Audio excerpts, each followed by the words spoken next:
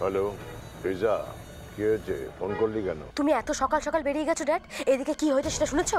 কেন, কি হয়েছে? ওই সাক্ষ্য সেন আমার কিডনি ডোনার নিয়ে এসে উপস্থিত হয়েছে। হোয়াট? বদমাইশটা আমাদের সব সময় প্রতি পদে বিপদে ফেলছে। কখনই এলো?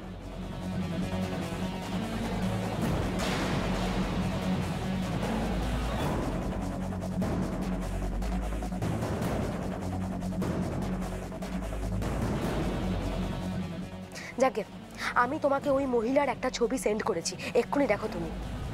আর হ্যাঁ, ওই মহিলার কিন্তু একটা ব্যবস্থা নিতেই হবে ড্যাড। এমন কিছু করো যাতে ওই মহিলা কিডনি দিতে না পারে। তুই চিন্তা করিস না, বুঝলি? আমি দেখছি ওটা কি করা যায়। একদম ভাববি না। ওকে, বাই।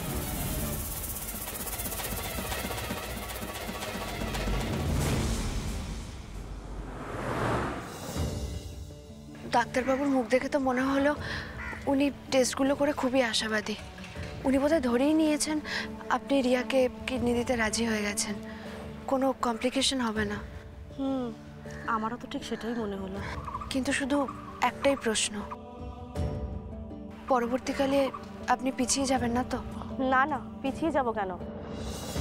আমি তো ভালো করেই জানি মানুষ তো একটা কিডনি নিয়েও বেঁচে থাকতে পারে। তাছাড়া আমার কিডনি যদি আপনার বোনের শরীরের পক্ষে সুইটেবল হয়, এর থেকে আর ভালো খবর কি আছে বলুন? সত্যি আমার এত রিলিফ লাগছে না, কি বলবো। সকাল অবধি ধারণা ছিল না এরকম কিছু একটা হতে পারে।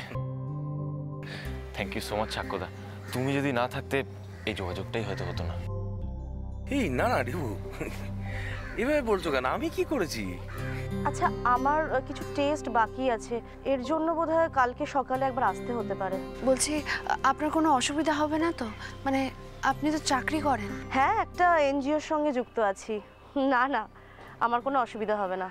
সেবার থেকে পরম ধর্ম আর বড় কাজ কি হতে পারে বলুন? আচ্ছা, এবার আমি আসি, কেমন? আপনারা বরং বাড়ি যান আর রিয়াকে গিয়ে একটু ভরসা দিন। মনীষা চলো না, আমি তোমায় ছেড়ে দিচ্ছি। না না, আমার বাড়ি তো এই সামনে, আমি হেঁটেই চলে যাব, আমার কোনো অসুবিধা হবে না। না না, পারবে তো? হ্যাঁ, আমি পারবো যেতে। আচ্ছা, তাহলে আমরা এবার এগোই। হ্যাঁ, আসছি, চলো যাই। সাবধানে এসো। হ্যাঁ, জানে মারবো না, ঘায়েল করবো, বেশ ভালো রকমের ঘায়েল। ঠিক আছে, চল।